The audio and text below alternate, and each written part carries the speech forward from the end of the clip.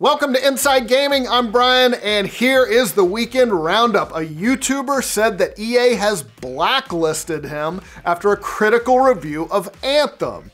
God, he can't be the only one. They're gonna have to blacklist everybody at this rate. Anyway, the YouTuber in question, he is an Australian named GGG Man Lives. He was paid to make a review video of Anthem as part of EA's Game Changer program. But then his video was removed and he said that he got blacklisted by EA and that his video had to be taken down because it was a sponsored video and I was too honest. Needless to say, he did not like Anthem. An EA representative denied that though. Community manager Lee Williams said that our team in Australia asked that the video be taken down because apparently some sort of conditions on sponsored content weren't met. Now, he didn't specify what those conditions were, but Williams stressed that it wasn't because of the content of the video. He also denied that GGG Man Lives has been blacklisted by EA, saying they encourage Game Changers to be honest in their reviews. Meanwhile, GGG Man Lives re-uploaded his review, and he still doesn't like Anthem, needless to say. All right, another big story to tell you about. Reggie Fils-Aime, aka the Reginator, announced this week that he is retiring from his job at Nintendo of America, leaving behind a legacy of just really pleasant dad humor. You know what? I can relate to that. Reggie said goodbye in a video saying that he's stepping down after 15 years with Nintendo and almost 13 years as president and chief operating officer to spend more time with his family and his friends. In his time with Nintendo, Reggie became a legend among fans for his willingness to get a little goofy and his passion for Nintendo games. Also, he is probably the best known Nintendo employee outside of Japan, I would say. Here's a funny quote I found from him in a New York Times article in 2007. He was talking about his nickname and Reggie wrote, "I didn't even know about it until my son called me after my very first E3 and told me, 'Dad, you're famous.'" Apparently his kids' friends also would like always ask him about what new games were coming out. Anyway, Doug Bowser is taking over his job, and while his last name is a great start, Doug definitely has some big shoes to fill. So go enjoy your family, Reggie. You have earned it, but we'll miss you, buddy. You are the best. Standing ovation. Reggie's awesome. I'm already standing. I doubled this standing there ovation. You go. I don't know if you're still in frame when you do that. That's all right. I drop back in. All right, now we have got some juicy rumors for our next news item. The best one involves Xbox Game Pass and a very well-known Microsoft game possibly coming to the Switch. Now, this was reported by Direct Feed Games, who has been right on a lot of Nintendo stuff in the past. They say that Microsoft is working on making Game Pass available on the Switch, which means that Switch players will be able to stream those games on their handhelds.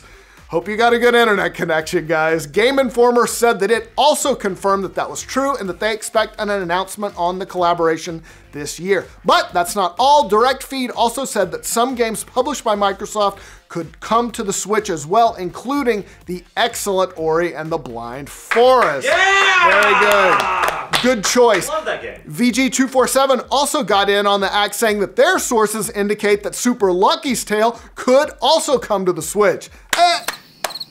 No.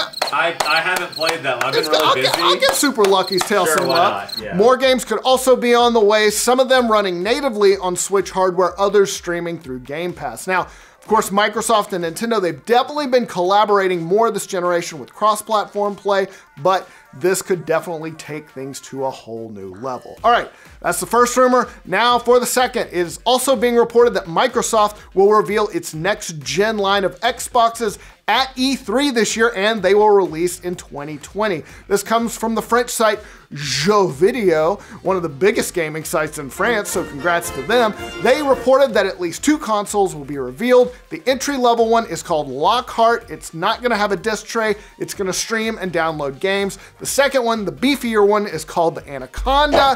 It will accept disc and play games in 4K. Both will have solid-state drives. Also, apparently Halo Infinite is gonna be a launch title for the new consoles, but it's also gonna be available for the Xbox One machines. It's gonna be one of those bridge games. Microsoft, not surprisingly, did not comment on any of this, but E3 is not that far away, so we should know more soon. All right, loot boxes are heading to Black Ops 4. Actually, they are already here for PS4 players. It was part of the Operation Grand Heist update. It adds new multiplayer maps, casino and lockup. It adds also the one in the chamber party mode that you might remember. There's more content too, but the update also added loot boxes called cases that you can earn by playing Blackout or other multiplayer modes. Or you can buy them for money. Loot boxes are... Now, they're just cosmetic for right now, but past Call of Duty games have had weapons in loot boxes, so we'll have to see how they implement them.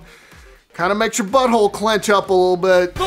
I know, I'm there with you. Xbox One and PC gamers, you will have to wait until next week to get your loot boxes, or later this week if you're watching this video on a Sunday. All right, this next story it's a bummer. ArenaNet, which makes the Guild Wars and Guild Wars 2 MMORPGs, apparently is planning some major layoffs. Jason Schreier at Kotaku broke the story. He didn't have an exact number, but rumor is that they will be significant. Now, ArenaNet, it's owned by the South Korean publisher NCSoft, and its CEO, Song-Yi Yoon, told employees in an email that our live game business revenue is declining as our franchises age, and she said that their operating costs in the West have increased. She said they're going to cut costs across the organization. Currently, about 400 people work at ArenaNet.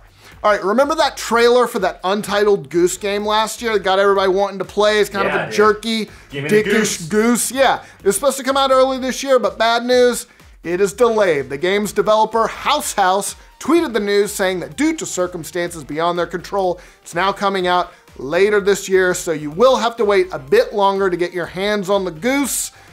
It's still coming out in 2019, so it's gonna be okay. Whenever it does release, it is coming for Switch and PC. All right, that is all the news we've got for you today. Keep it tuned right here to Inside Gaming. It's been a good first week. First week and a half of Inside Gaming. Yeah, we're stoked. It's been fun around here. Hope you guys like the content. Keep it right here. We got a lot more coming. For Thursday! Yes, Thursday! All right, we got some more Anthem drama to report on, and it involves an Xbox executive who's pissed at some of the game's critics. Juicy! Anthem is getting mixed reviews, to put it kindly. We reported on them just a couple of days ago, actually. But never fear, Anthem. Mike Ibarra, Xbox's corporate VP, strapped on his gamer armor and took to the field to defend the game's honor. Oh, you shouldn't do that. So, yeah, in a tweet storm last night, Ibarra went on some of the reviewers, calling one of them embarrassing and suggesting that gamers